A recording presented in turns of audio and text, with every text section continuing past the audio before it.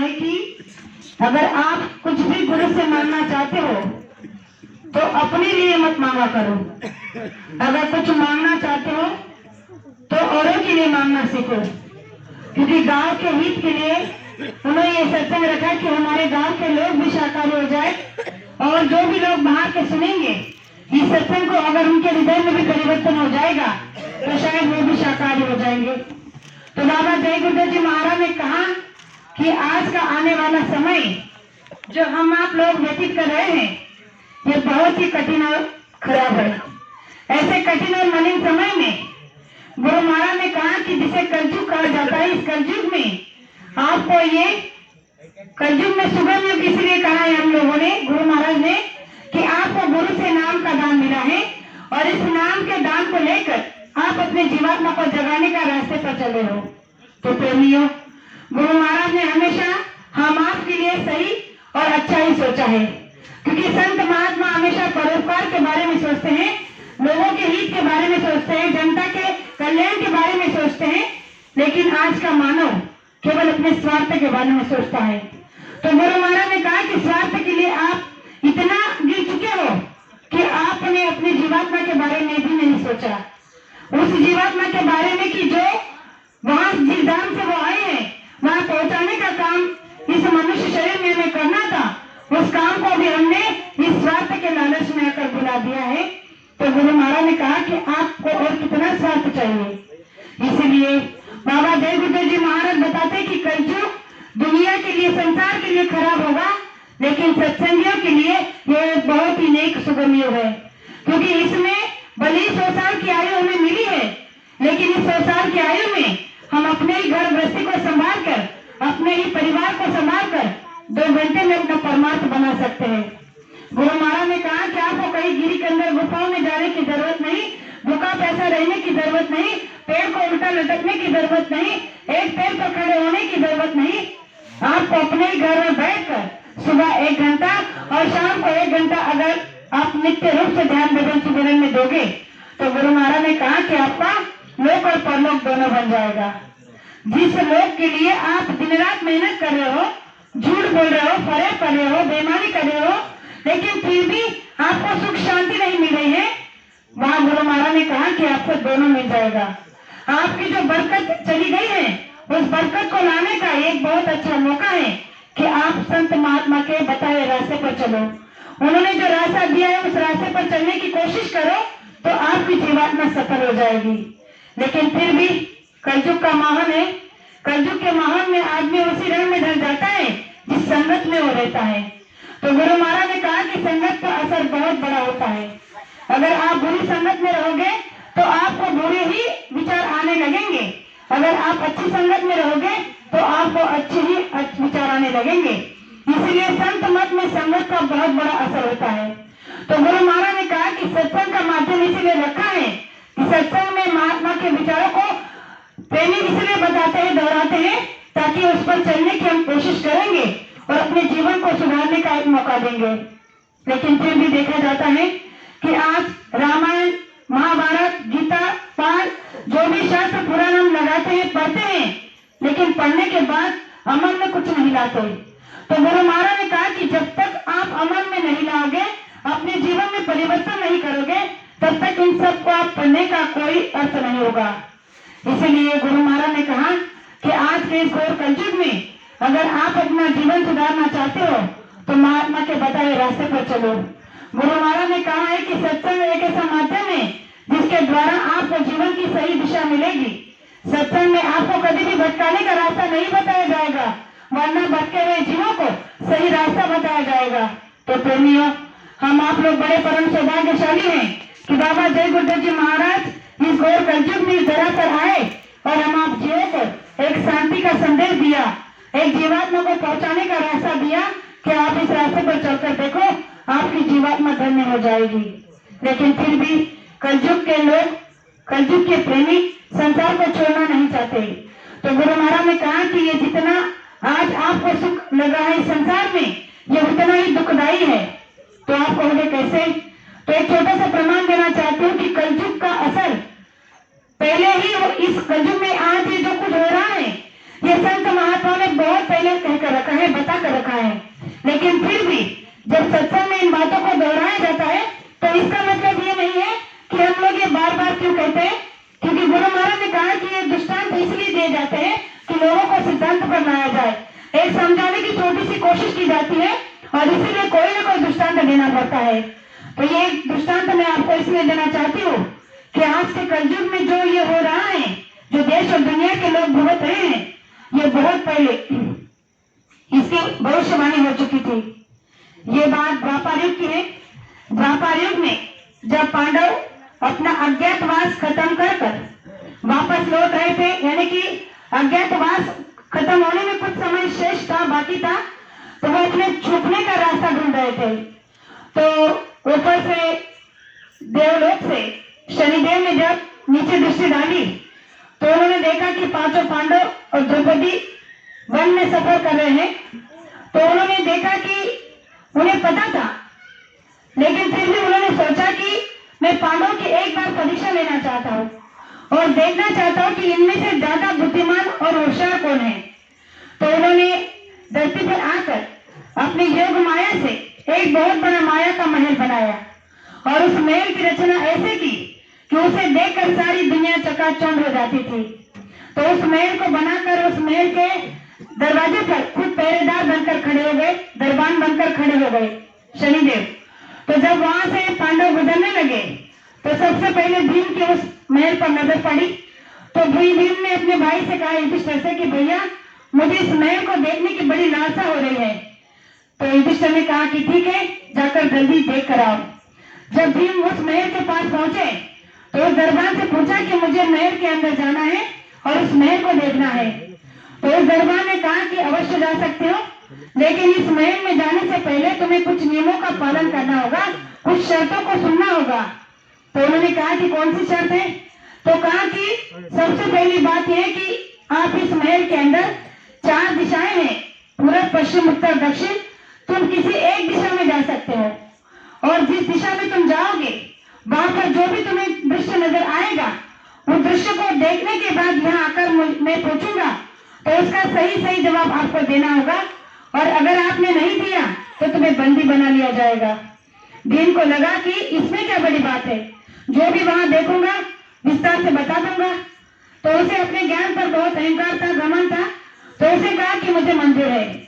जैसे ही भीम पूर्व की दिशा में गए तो उन्होंने क्या देखा कि एक बहुत बड़ा सुंदर बगीचे हैं, बाग है, फूल है, पेड़ है, पौधे हैं।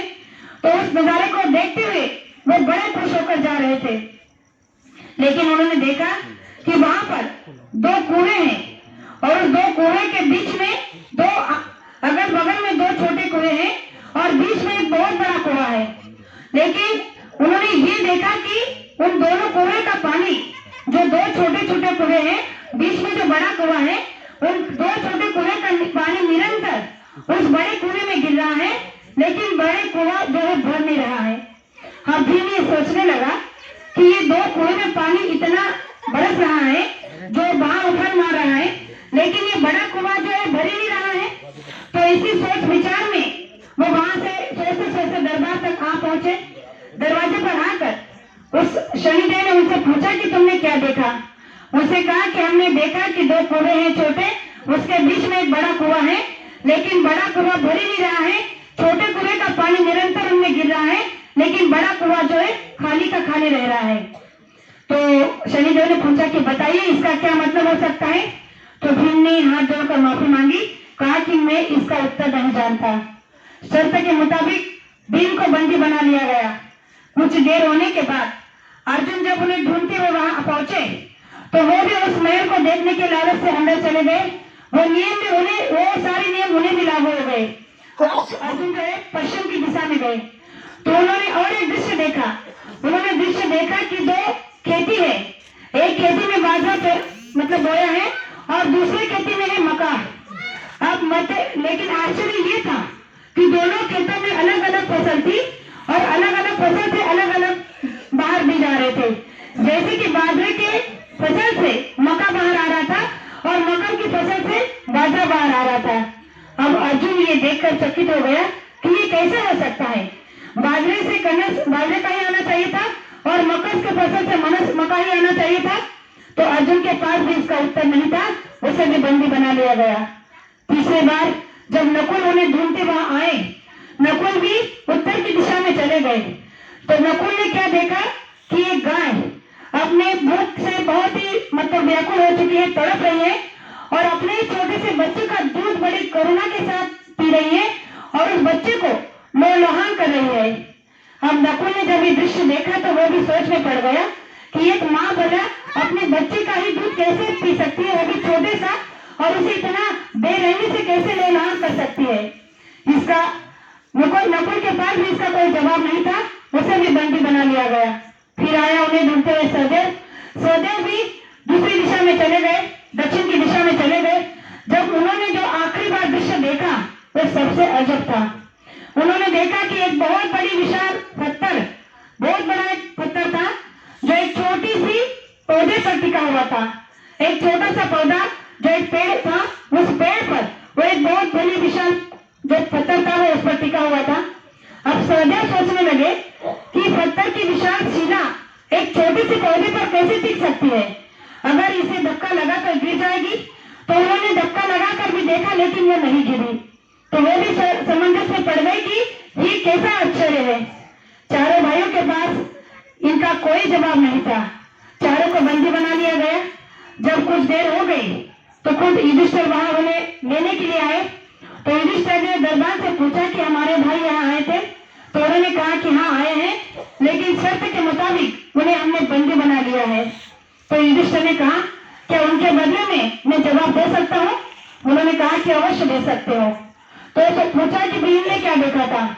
उन्होंने कहा कि भीम ने देखा कि दो कुएं हैं छोटे, उनका पानी निरंतर बड़े कुएं में गिर रहा है, लेकिन बड़ा कुआं जो है भर नहीं रहा है।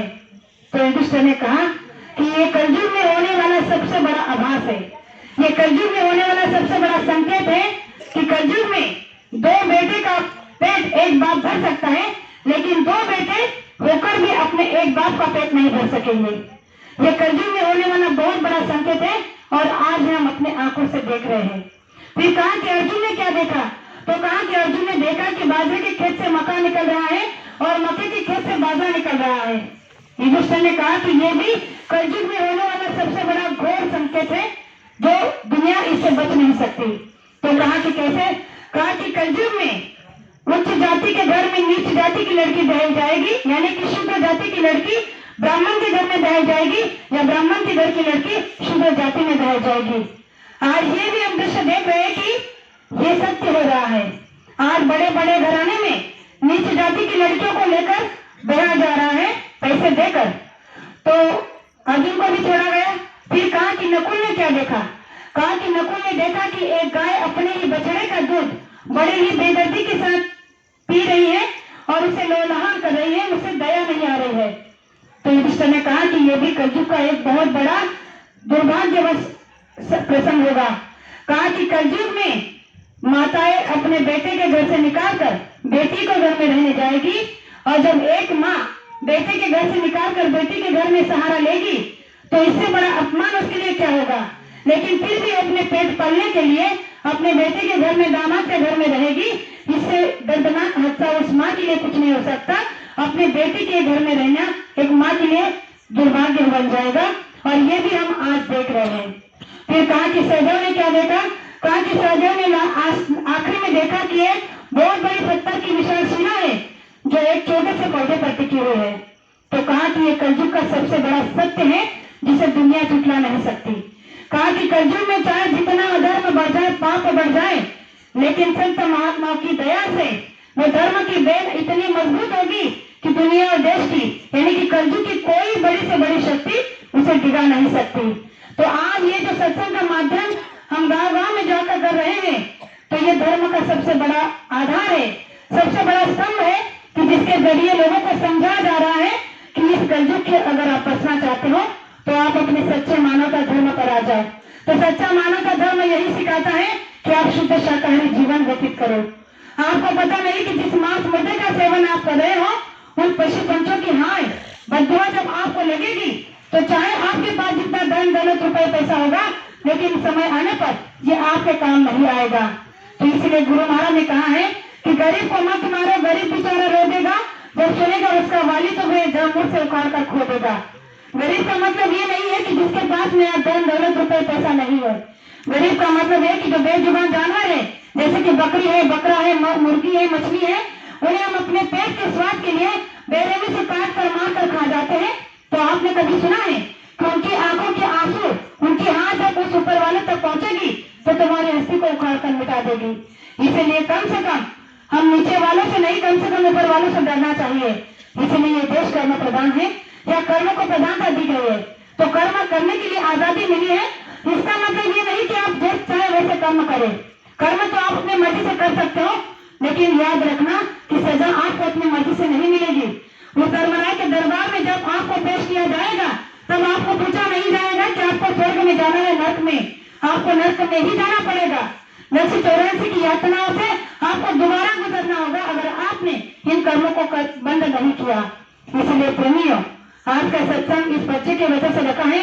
बड़ा सौभाग्यशाली है वो जीव जिसकी वजह से आज आपके गांव में सत्संग हो रहा है। गुरु महाराज ने कहा कि ऐसे बच्चे बड़े सौभाग्यशाली होते हैं कि जिनकी वजह से सत्संग जैसे महान कार्यक्रम गांव में होता है, जिसकी वजह से लोगों को ये सत्संग सुनने को मिलता है। और पता नहीं किसी की दिल को अगर ये बात आ जाती है, लग जाती है, तो वो अपने जीवन को बदल देता है। तो प्रेमियों, सत्संग बार बार नहीं मिलता, सौभाग्य से मिलता है। तो आज के सत्संग में अगर आपने अपने आप को, अपने परिवार को शाकाहारी कर लिया तो ये मानव तन में आने का आपका सबसे बड़ा हक अदा हो जाएगा। मानवता कहलाने का हक आपको मिल जाएगा। इसलिए सच्ची मानवता यही कहती है कि आप जीवों पर दया करो। बेरहमी से जो आप जीवों की हत्या कर रहे हो, उन्हें मार काट कर खा रहे हो, उन्हें करना बंद कर दो ताकि आप इंसान कहलाओ। तो जो दो बातें मैंने अभी आपके सामने रखी हो सकता कहने में एक आश्चर्य जैसा निकल गया है जो मुझे नहीं कहना चाहिए था। तो आपकी छोटी बेटी समझकर मुझे माफ करना ऐसे आशा करती हूँ और मेरे दर्शक को यही विराम देना चाहती हूँ। जय